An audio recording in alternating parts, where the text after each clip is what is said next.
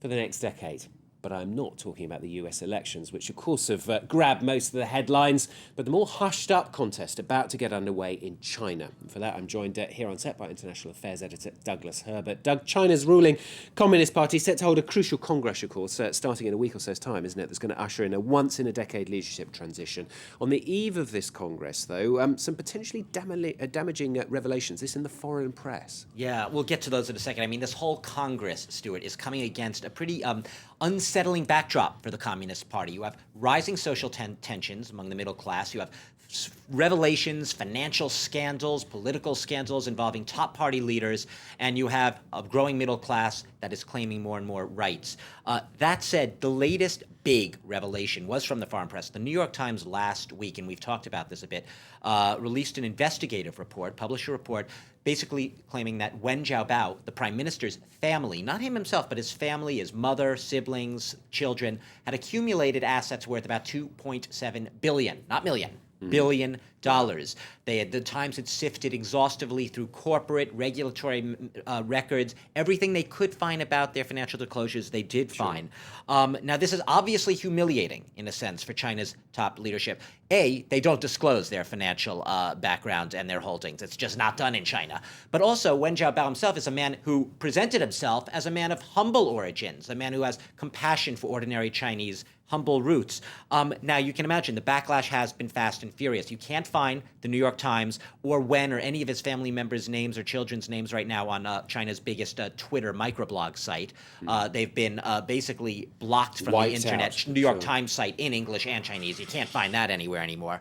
The foreign ministry has basically called this a smear campaign. They said they just can't take the fact, they're not comfortable with the fact China's getting bigger and stronger by the day, and they'll do anything to smear it. I'll just note that months back, Bloomberg, the financial news agency, they ran a story basically about the wealth of the elite of China's Congress, National Congress. And they said the richest 70 members of China's National People's Congress, which has about 3,000 members in all, had accumulated more wealth, almost $100 billion, in the last year than all the members of the U.S. Congress, all 535 of them combined. So Bloomberg's also been blocked for quite a while now in China. Can't get their reports. Sure. It's a very secretive process that's about to happen in China, isn't it? I mean, how on earth are China's top rulers actually chosen in the first place?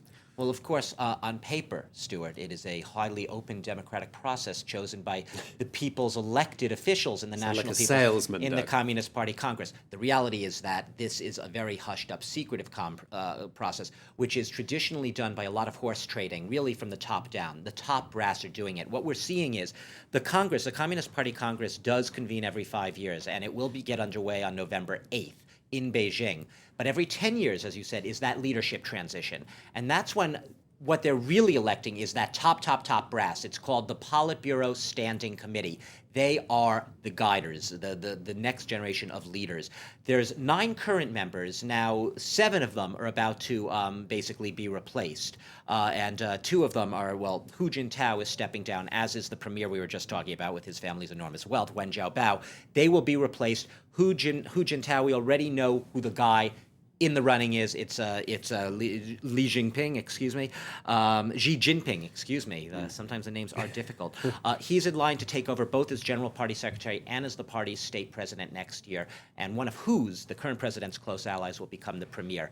Very secretive process. We'll only really know when they all file out in order of seniority after the Congress is over, and all the Chinese journalists will be there ready to note what order they're coming out of that door to see. It's like Kremlinology in the old Soviet Union, where they stand. And how is this affecting ordinary people? Because we've seen quite a lot of protests, haven't we? Particularly as well amongst the middle class as well, which is very Absolutely. unusual. We've talked all the time, Stuart, about, the hundreds of millions of the migrant workers and the social unrest on the very bottom levels of society. What's interesting now is because of China's rapid growth, yes, albeit slowing growth, but it's still around 8% per year, you have a growing, rising middle class, people who are concerned about their standard of living. These are not people taking to the streets to protest a change of government, political change. They want better living conditions. They don't want to breathe polluted air. They want to live well. They want to live in clean cities. We've seen big protests recently, just in the past few days, in the eastern city of Ningbo. And that was over the closure. They wanted them to close a petrochemical plant, a plant they said was endangering their lives, polluting their air. The Chinese Communist Party backed down.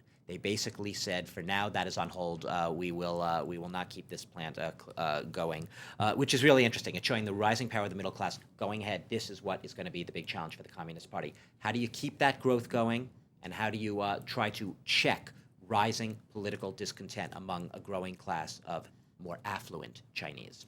Okay, well, that Congress gets going next week, just after the US elections, of course. I'm sure Doug and his colleagues will keep across that for us here on France 24.